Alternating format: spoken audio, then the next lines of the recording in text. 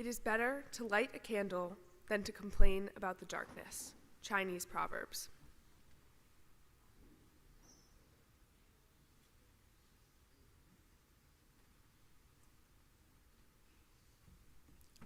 Good morning. My name is Josh Mason, and I'm a sixth form day student from Canton, Connecticut. Today is Friday the 13th. When it comes to bad luck, there are few superstitions as pervasive as Friday the 13th. Like crossing paths with a black cat and breaking a mirror, the notion that this one day can bring misfortune is deeply embedded. So where did this superstition come from? Like many superstitions that have evolved over time and across cultures, it is difficult to pinpoint the origins of Friday the 13th. What we do know, though, is that both Friday and the number 13 have been regarded as unlucky in certain cultures throughout history. In Norse mythology, when the god of mischief gate-crashed a banquet in Valhalla, he brought the number of gods in attendance to 13. Deceived, the blind god was tricked into shooting his brother, the god of light, joy, and goodness, with a mistletoe-tipped arrow, killing him instantly. The superstition then spread south throughout Europe, becoming well established along the Mediterranean by the start of the Christian era. It was here that the unsettling power of the numerals was cemented through the story of the Last Supper, which was attended by Jesus Christ and his disciples on Maundy Thursday. The 13th guest to arrive, the infamous Judas Iscariot, was the disciple who betrayed Jesus, leading to his crucifixion on Good Friday. In biblical tradition, the concept of unlucky Fridays stretches back even further than the crucifixion. Friday is said to be the day that Adam and Eve ate the forbidden fruit from the tree of knowledge, the day Cain murdered his brother Abel, the day the Temple of Solomon was toppled, and the day Noah's Ark set sail in the Great Flood. It wasn't until the 20th century, however, that the unluckiest number and the unluckiest day were put together and that Friday the 13th became synonymous with misfortune. In 1907, the publication of Thomas W. Lawson's popular novel, Friday the 13th, captured the imagination with its tale of an unscrupulous broker who took advantage of the superstitions around the date to deliberately crash the stock market. Fast forward to the 1980s, and a hockey-masked killer by the name of Jason Voorhees in the slasher flick franchise Friday the 13th ensured notoriety. So, why are we as a society so enthralled with the idea of putting the control of our lives into something other than ourselves? Apologies to those of you that are superstitious, but to me, this notion is ridiculous. Random bad things happen and random good things happen. What I think is important is making the best of our situations. There are a lot of smart people in this room and a lot of people with way more life experience than I do. But I'd like to share a few things I've learned in the past 3.5 years I've spent at Westy.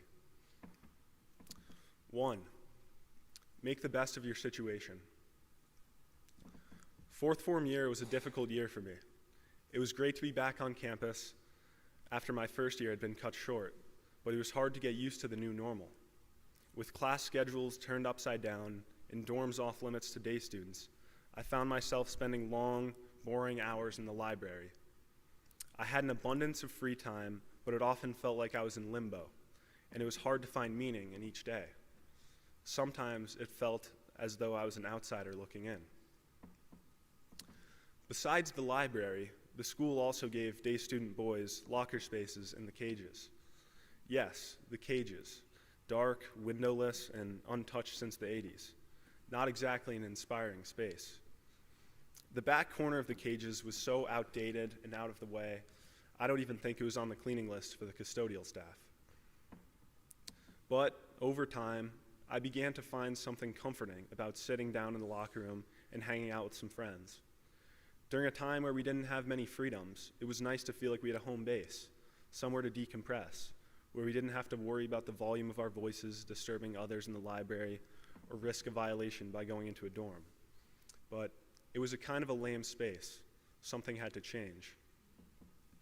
Now, for this part of my talk, I'd like to apologize to the administration, our Form Dean, Mr. Kendall, and any other relevant faculty or staff, and hope that the statute of limitations will apply.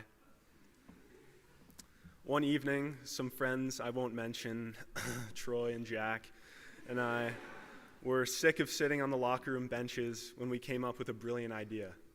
Why don't we give our locker area a makeover? We could just borrow a few of the comfortable chairs and armor and bring them to the cages. The stealth mission that ensued was the make or break for the entire operation. First, we awkwardly carried some chairs from the lounge areas and armor across the road to the door on the side of the art studio. So far, so good. We had made it unseen. Then we slipped down the stairs and set them up in the very back corner of the cages, sliding an old bank of lockers to conceal our new man cave.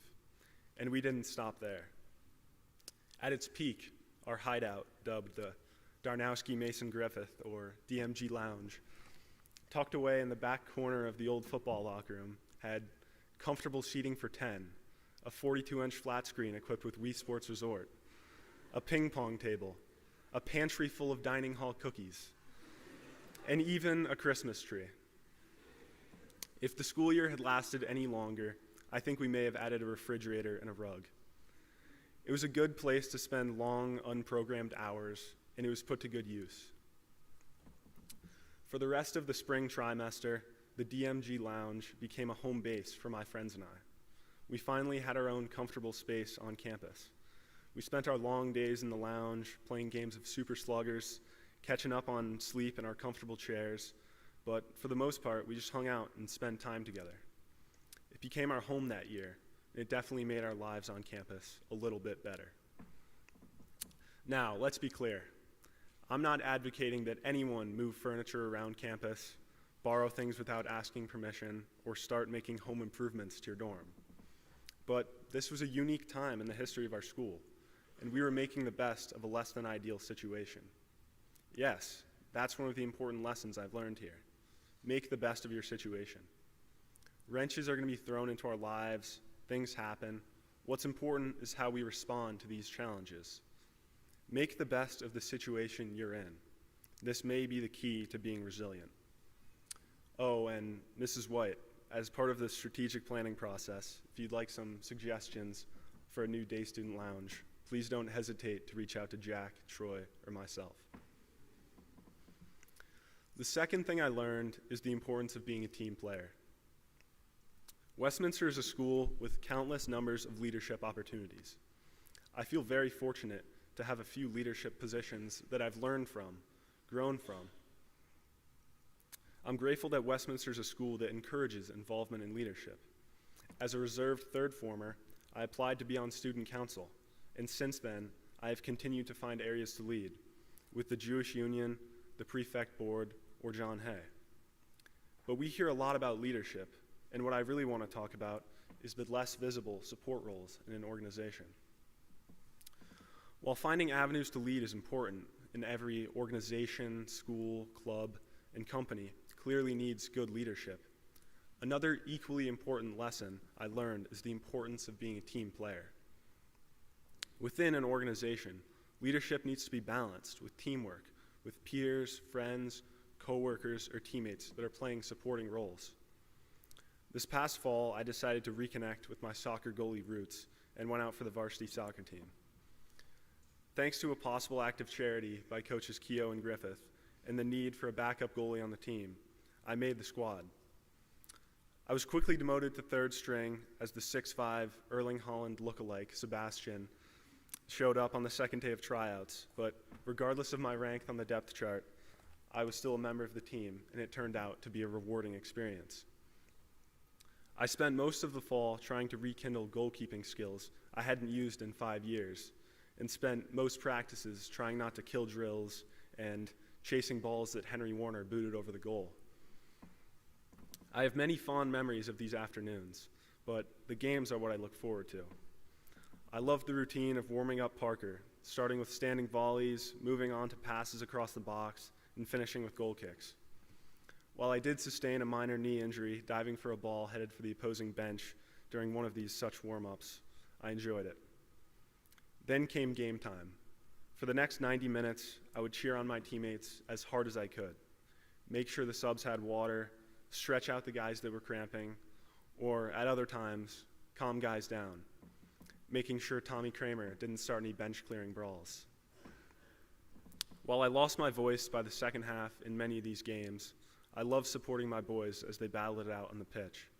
My favorite memories of the season came from the bench, running down to the corner flag to celebrate a goal, sharing some healthy banter with the guys, or catching Dylan Wendell on a few occasions eating our post-game snacks while the game was still being played. I had a lot of good times on the bench. I had a supporting role on this team. From the beginning, I wasn't competing for a starting spot or even playing time. I was a team player. At the beginning of the season, Coach Griffith named Cade and I bench captains, and while at some point in my life I probably would have been embarrassed to have this title, I loved it. I was on the field for a grand total of 4 minutes the entire season, although it would have been 5 minutes if Finn Hawking hadn't stolen my shin guards while I was being subbed in. I'm not going to remember those 4 minutes or what happened in the game, or if number 8 on Brunswick scored one back post with 10 seconds left. I'm not going to remember that. What I'm going to remember from the season is the beautiful fall afternoons, walking out to practice with the guys, the long bus rides, the energy on the bench. Not everyone is going to be the leader of the team or even on the field, but part of what keeps them together are the supporting roles, the team players. So I say to you all, embrace the supporting role, own it, be it. Teams, organizations, clubs, even in our school community, every single one of you play an important role. The third thing I learned is the importance of relationships. In our fast-paced lives here on the Hill, it's easy to get wrapped up in ourselves. What are my class averages? Am I getting playing time in the game today? What colleges have I been accepted to? And these things are important, but perhaps even more important are relationships we develop during our time here. A few years from now, whether I earned a B+ or an A- in Calc won't seem quite as important. The details of 20th century Mexican political institutions may blur a bit, and I may not remember my highest scoring game on JV basketball. What I am going to remember, and I think what we're all going to remember, are the relationships we formed here on the Hill, from the friends we made, the girlfriend or boyfriend that made our hearts skip a beat when we saw them across the quad, the teachers who made the effort to really get to know us inside and outside the classroom, and the advisors who guided us. So pay attention to those relationships. Invest in them through your time and experiences, and show gratitude toward others, the quality that Mrs. White has referred to as the third G in our school motto. I consider myself so lucky to have met so many amazing people at this school. I've made friends for life, been shaped into the person I am today, and continue to grow and succeed because of the people around me that make this place special. So, in the spirit of gratitude, please indulge me while thanking a few people that have been especially impactful on my time here. First, my family. My twin sister, Emma. I know I used to tell you that I wish you went to Ethel Walker, but I think you know that's not true. I'm so glad that we go to school together, and my time here wouldn't be the same without another Mason. To my parents and grandparents who are here today, thank you so much for your constant support and for always encouraging me in everything that I do. To the day boys, you guys are like brothers to me, and it's been a ride. I thought about asking you guys to share some quotes today, but I know you would have been up here laughing for the last 15 minutes. Wouldn't be able to hold it together, so it would have been a nightmare.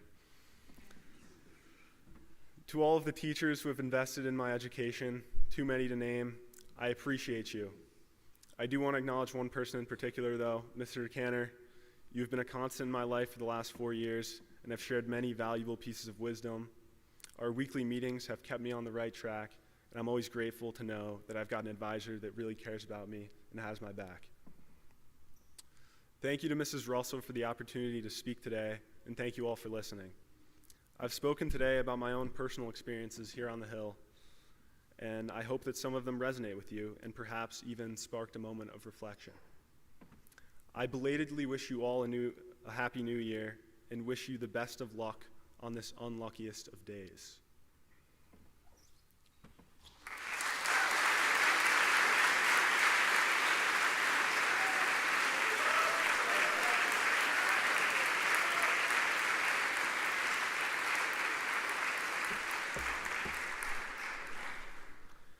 This month's offertory will go towards the YWCA, the group that worked with Westminster yesterday. The YWCA is committed to working for women, children, and families in building stronger communities. Donations of any amount are greatly appreciated, either cash or Venmo. We will now sing the Westminster Recessional.